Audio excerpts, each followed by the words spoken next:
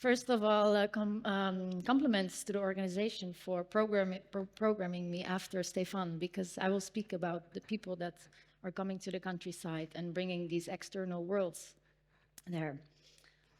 Um, have you ever walked on the countryside and seen an empty building, an old school, an old factory, maybe an old hospital? And can you look through the decay? Can you see the possibility? I can, and this is what I work with. My work is about facilitation of the transformation of these buildings, these forgotten spaces, to transform them into incubators for creativity and collective well-being, places where community and nature meet. 6 years ago, I was standing on my Amsterdam balcony, my Amsterdam high-rise balcony, and I heard a lot of friends of mine saying, yeah, Ella, I'm thinking of moving to the countryside, or I want to start a project somewhere else. The city is just making me crazy. And at the same time, I saw all these headlines in the media: Italian village for sale, Irish village for sale, etc. So then I started to think, what if we match these empty buildings with creative pioneers that can envision alternative realities there in the countryside? Currently in Europe, 80% of the people live on 30% of the land. We need to spread out more. The cities are bursting and the rural areas are declining. There's depopulation, young people leaving, brain drain, etc. And these empty buildings, they are lonely witnesses of a past time.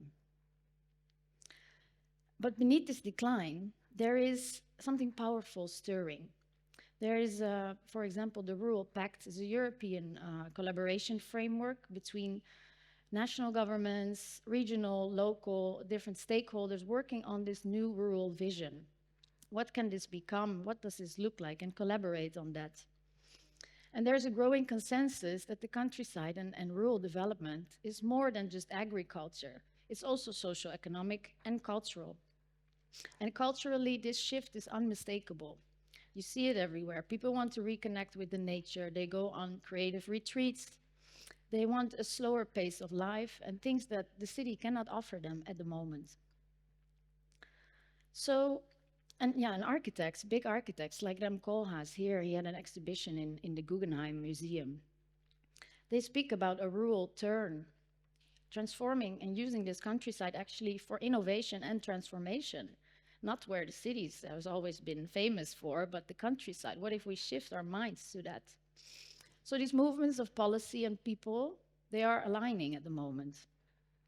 So what is needed now is to reactivate these thousands of empty buildings across Europe and transform them into accelerators of regeneration and well-being.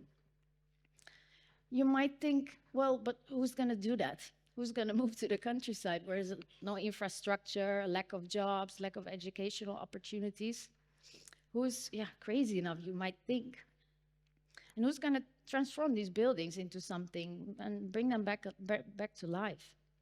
Well, those are what I call rural radicals. Those are people with a vision, and the dreamers, the innovators, and the citizens of the future. They have a vision bold enough to root it in this countryside and to start projects that serve more than just themselves, but a wider community. And I chose the word radical. It really spoke to me. It has a negative stigma. People advised me, Ella, why do you use the word radical? You know, it's not so smart. But I was like, no, I looked up the etymological meaning of it. And it comes from the Latin radix, which means root. So it's going back to the root of the cause of the problem's cause, and how you can also shift and make transformations of current systems and creating these new worlds that we really need today in these crisis times that we live in. And that's exactly what these pioneers are doing. So that's what I do with my work. I build the bridges between the people, the policy, and the purpose. I provide them with resources and tools and build partnerships and help also municipalities to see that these vacant buildings, they're not just liabilities, they're actually valuable assets. And this approach is gaining momentum in Europe at the moment, from north to south and east to west, because it's not about just rebuilding these spaces, but rebuilding the futures. These places are more than adaptive reuse of architecture. They ignite culture, where creativity and crafts and heritage meet. They start artisan residencies, all sorts of workshops and creative studios for people to come together. They strengthen connection between the people, different generations. The intergenerational connection is very, very important. Through co-working hubs and local food collectives, and also sustainable tourism. And they cultivate care for each other, for the land, and to live by the commons that we all share. By promoting ecological building and sustainable building, and also holistic health programs and wellness. And together they're really creating a value for the local economy and the wider ecosystem around it. I'm going to show you two examples. This is an old beer factory from the 1800s. It stands in the village of Abeltoft in Denmark. They were going to turn it into a shopping mall, but the local community had another idea, and they luckily found the means, start via a crowdfunding campaign, and bought the factory. And that's where the real journey began. Now it's the beating heart of this village. It has a restaurant, multiple event spaces, a library. It's still a brewery as well. And they made such an impact on the village. They created 74 jobs, 500,000 visitors per year. They won 10 architectural prizes. And they organized all sorts of exhibitions and, again, artist and residencies. But most important is they deeply engaged with the local community. And this is really a proof that reclaiming such a space can have a huge impact on a rural area. Another example is in Portugal.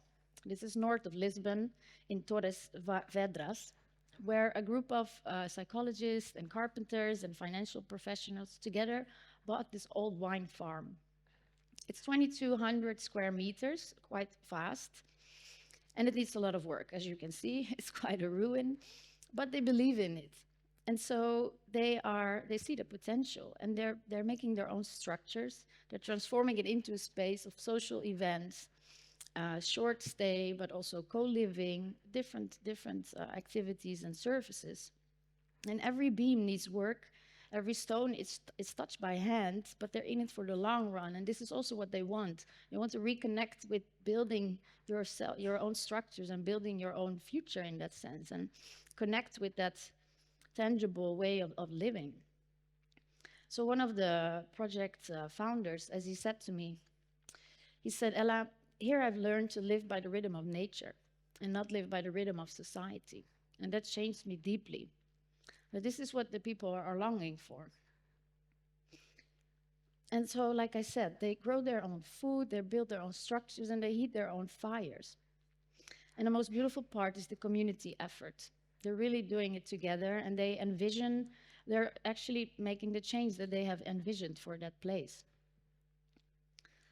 So how do we do that now? How do we help these creative pioneers? How do we transform these buildings? First of all, we need to map them. We need to know, where are these buildings? Who owns them? What state are they in?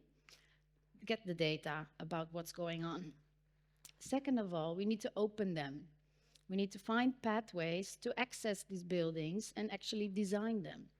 And third, we need to fund them. Obviously, we need new funding models for renovation, because that is much needed, renovation and the actual transformation. But none of this happens alone. We need to collaborate. Governments, impact investors, or the financial world, the creatives, of course, because regeneration happens when capital meets creativity. And initiatives like Rural Radicals and the Rural Pact are already starting with this. And so this decentralization of us as human beings spreading out more over the planet is not just about us physically doing that, but it's also about bringing our capacity to act and to build these new futures to these other territories and more, spread out more.